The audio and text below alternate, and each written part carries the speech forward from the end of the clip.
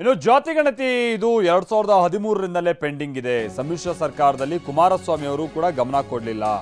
ಸಚಿವ ಜಮೀರ್ ಅಹಮದ್ ಖಾನ್ ಹೇಳಿಕೆಯನ್ನ ಕೊಡ್ತಿದ್ದಾರೆ. ಎಚ್ಡಿಕೆ ಕಾಲದಲ್ಲೇ ಜಾತಿ ಗಣತಿ ಜಾರಿ ಆಗಬೇಕಾಗಿತ್ತು. ಅಂದ್ರೆ ಸಮ್ಮಿಶ್ರ ಸರ್ಕಾರ ಅಂತ ಅಂದ್ರೆ 2018ರ ನಂತರದಲ್ಲಿ ಬಂದಂತ ಸರ್ಕಾರ ಏನಿತ್ತು ಅವರೇ ಅದನ್ನ ಜಾರಿಗೆ ತರಬೇಕಿತ್ತು ಕುಮಾರಸ್ವಾಮಿ ಅವರು. ನಾವು ಸಚಿವ ಸಂಪುಟದಲ್ಲಿ ಚರ್ಚೆ ಮಾಡ್ತೀವಿ, ಆಮೇಲೆ ಜಾರಿಗೆ ತರ್ತೀವಿ ಅಂತ ಸಚಿವ ಜಮೀರ್ ಅಹಮದ್ ಖಾನ್ ಹೇಳಿಕೆಯನ್ನ ಕೊಡ್ತಿದ್ದಾರೆ. ಮಾನ್ಯ ಮುಖ್ಯಮಂತ್ರಿಗಳು ನಿನ್ನೆ ನೇರವಾಗಿ ಹೇಳಿದ್ದಾರೆ, ನಾವು ಕ್ಯಾಬಿನೆಟಲ್ಲಿ ತರ್ತೀವಿ, ಕ್ಯಾಬಿನೆಟಲ್ಲಿ ಚರ್ಚೆ ಮಾಡಿ ತೀರ್ಮಾನ ತೊಗೊಳ್ತೀವಿ ಅಂತ. ನಾವು ಮೋಸ್ಟ್ ಪ್ರಾಬಬ್ಲಿ ನಾಳೆ ಕ್ಯಾಬಿನೆಟಲ್ಲಿ ತರ್ಬೋದು.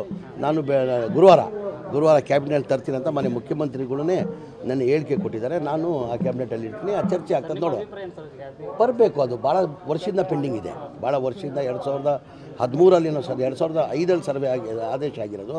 2013ರಲ್ಲಿ ಕಂಪ್ಲೀಟ್ ಆಗಿತ್ತು, 2018ರಲ್ಲಿ ಕಂಪ್ಲೀಟ್ ಆಗಿದ್ದು. ಆವಾಗ ಸಿದ್ದರಾಮಯ್ಯ ಸರ್ಕಾರ ಹೋಯಿತು, ಸಮ್ಮಿಶ್ರ ಸರ್ಕಾರ ಬರ್ತು, ಕುಮಾರಸ್ವಾಮಿ ಅವರು ಮುಖ್ಯಮಂತ್ರಿ ಆದರು.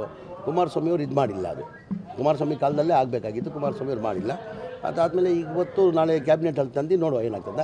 ಇದು ಪಕ್ಷ ಮ್ಯಾನಿಫೆಸ್ಟೋದಲ್ಲಿದೆ. ನಮ್ಮ ನಾಯಕರಾದಂಥ ರಾಹುಲ್ ಗಾಂಧಿ ಅವರು ಇದು ಕಾಂಗ್ರೆಸ್ ಮ್ಯಾನಿಫೆಸ್ಟೋಲ್ಲಿ, ಕೇಂದ್ರ ಸರ್ಕಾರ ಮ್ಯಾನಿಫೆಸ್ಟೋದಲ್ಲಿದೆ.